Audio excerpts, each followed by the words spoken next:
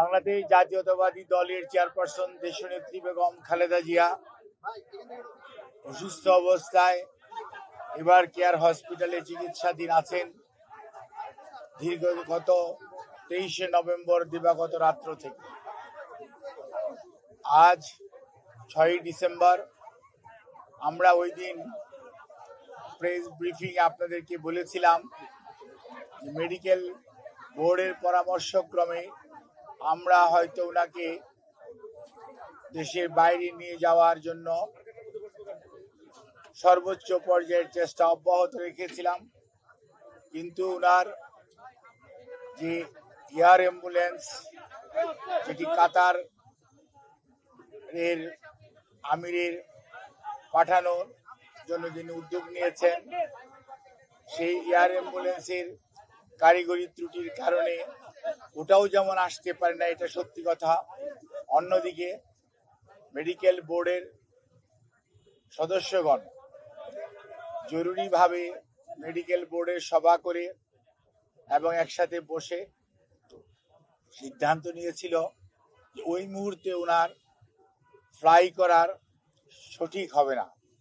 সেজন্যই আমরা ওনার যে বিদেশ নেওয়ার যে বিষয়টি সেটি কিছুটা বিলম্বিত হচ্ছে এবং ভবিষ্যতে হয়তো শারীরিক অবস্থায় বলে দিবে যে ওনাকে কখন বিদেশে চিকিৎসার জন্য নিয়ে যাবে অথবা নিয়ে যাওয়া হবে।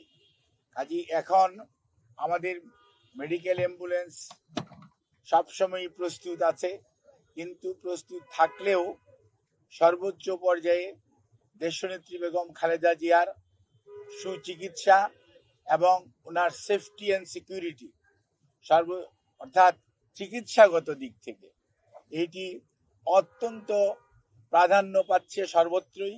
এবং আমাদের যে মেডিকেল বোর্ডের সম্মানিত সদস্যরা ইউকে এবং আমেরিকা থেকে এবং বাংলাদেশ থেকে যারা অংশগ্রহণ করছেন, ইভেন সুদূর চায়না থেকেও, সবাই কিন্তু ওনার ফিজিক্যাল কন্ডিশনের উপর সবচেয়ে বেশি গুরুত্ব দিচ্ছে। এবং আমরা মনে করি আমরা সবাই, দেশের সকল মানুষ ওনার সুস্থতা চায়, চিকিৎসকরা চায়, দেশের আবাল বৃদ্ধ বনিতা সকল ধর্মের সকল রাজনৈতিক মতাদর্শের মানুষরা চায়।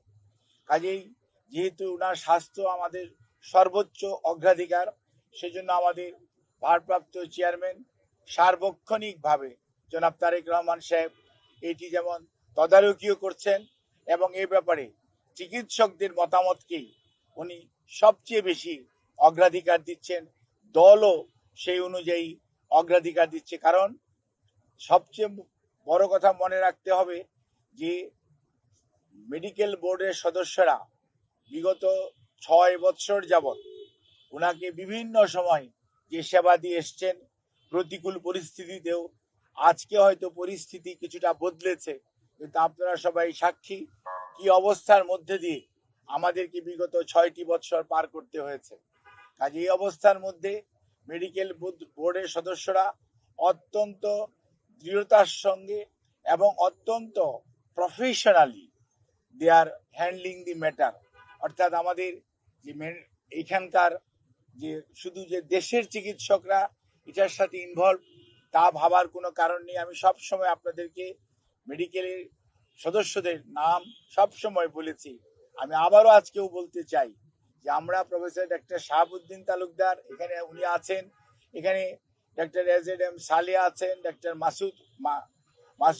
মাসুম কামাল আছেন এবং ডক্টর জিয়াউল হক আছেন, ডক্টর জাফর ইকবাল আছেন এবং সেই সাথে আমাদের ব্রিগেডিয়ার সাইফুল ইসলাম আছেন এবং এর বাইরেও ডক্টর শিজান অর্থাৎ লুৎফুল আজিজ উনিও আছেন, professor AQM Mohsin, professor doctor Shamsul Arefin এবং ওনার প্রধান চিকিৎসক ডক্টর ফখরুদ্দিন মোহাম্মদ সিদ্দিকী এবং doctor professor doctor Nuruddin Ahmed, ইনারা বাংলাদেশ থেকে আছেন। এর বাইরেও সব সময় ওনার চিকিৎসার ব্যাপারে জন পেট্রিক কেনেডি এবং জেনিফার ক্রস এবং প্রফেসর গোল্ডস্টোন, এই তিনজন লন্ডন ক্লিনিকের চিকিৎসক, এবং প্রফেসর ডক্টর রিচার্ড, উনি হচ্ছে লন্ডন ব্রিজ হসপিটাল অর্থাৎ আপনার কিংস কলেজের উনি প্রফেসর, উনি আছেন।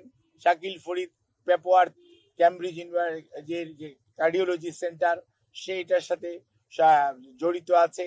এবং প্রফেসর গার্বি উনি হচ্ছেন একজন আপনার কার্ডিওলজিস্ট, যিনি ভ্যালভুলার হার্ট ডিজিজ হ্যান্ডেল করেন, উনি এটার সাথে সম্পৃক্ত আছে। এবং ইউএসএ থেকে প্রফেসর হাবিবুর রহমান লুলু এবং professor John Hamilton, professor doctor Hamid র, professor doctor Rafiquddin Ahmed, professor doctor Jarjis, এনারা কিন্তু ওনার চিকিৎসার সাথে সম্পৃক্ত আছেন। কাজেই সব সময় এই চিকিৎসার সমন্বয়ের জন্য ডক্টর জুবাইদা রহমান, উনি আগে লন্ডনে ছিলেন, গতকালকে উনি এসছেন এবং উনিও সার্বক্ষণিকভাবে এই চিকিৎসা মেডিকেল বোর্ডের সকাল বিকাল যে মেডিকেল বোর্ড বসে পরামর্শ করে সেই সমস্ত বিষয়ে উনি অংশগ্রহণ করেন।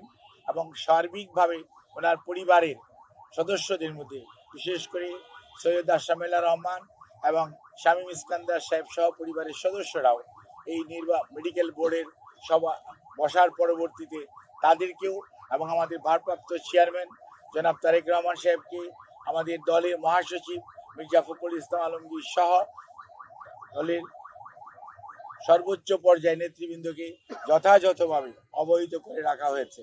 কাজে ওনার চিকিৎসার ব্যাপারে বিভিন্ন ধরনের সোশ্যাল মিডিয়াতে, আমি তো সোশ্যাল মিডিয়া দেখার সুযোগ হয় না, আমি দেখিও না, কিন্তু কোনো কোনো সময় অনেক গুজব শোনা যাচ্ছে বা অনেকে বেড়ায়।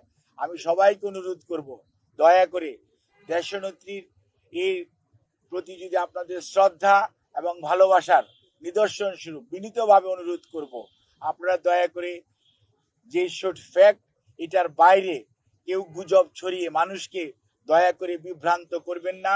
এবং শুধুমাত্র আল্লাহ রাব্বুল আলামিনের কাছে দোয়া করেন, আল্লাহর অশেষ সহমতে সব সময় উনি এর চেয়েও প্রতিকূল অবস্থা থেকে আল্লাহ ওনাকে সুস্থ করেছেন। আপনাদের সবার দোয়ায় আমরাও এবার এবং মেডিকেল বোর্ড অত্যন্ত আশাবাদী যে এবারও ওনার যে শারীরিক জটিলতা, এটা থেকে আপনাদের দোয়া এবং আল্লাহর অশেষ মেহেরবানিতে ইনশাআল্লাহ দেশনেত্রী বেগম খালেদা জিয়া সুস্থ হবেন। আর বিদেশে যাওয়ার ব্যাপারে আমাদের সর্বোচ্চ প্রস্তুতি রয়েছে। যখনই উনাকে বিদেশ নেওয়ার জন্য মেডিকেল বোর্ড যথোপযুক্তভাবে তৈরি মনে করবেন, শারীরিকভাবে মনে হবে যে উনাকে সেফলি ট্রান্সফার করা যাবে, কারণ মনে রাখতে হবে 12 থেকে 14 ঘন্টা যখন আপনি এয়ার ফ্লাই করবেন, তখন যে হাই অল্টিটিউডে মানুষের শারীরিক যে পরিবর্তন হয় সেটির সাথে খাপ খাওয়ানো একজন অসুস্থ মানুষের পক্ষে সব সময় সম্ভব হয় না। কাজে এই জিনিসটি খেয়াল রেখে আপনারা দয়া করে বিভ্রান্ত হবেন না, দয়া করে কেউ বিভ্রান্তি ছড়ানোর চেষ্টা করবেন না। সর্বোচ্চ পর্যায়ে কাতার গভর্নমেন্ট এবং আমাদের যে অন্তর্বর্তীকালীন সরকার সর্বোচ্চ পর্যায়ে সহযোগিতা আমাদেরকে করছেন এবং তারা ওনাদের বিদেশে নেওয়ার ব্যাপারে ওনাদের যে সহযোগিতা অব্যাহত রেখেছেন। বাট ওনার শারীরিক সুস্থতা এবং চিকিৎসা মেডিকেল বোর্ডের যখন পরামর্শ হবে তখনই ইনশাআল্লাহ ওনাকে বিদেশে নিয়ে যাওয়ার হবে। তবে সবার আগে মনে রাখতে হবে ওনার চিকিৎসাটাই সর্বোচ্চ প্রাধান্য পাবে।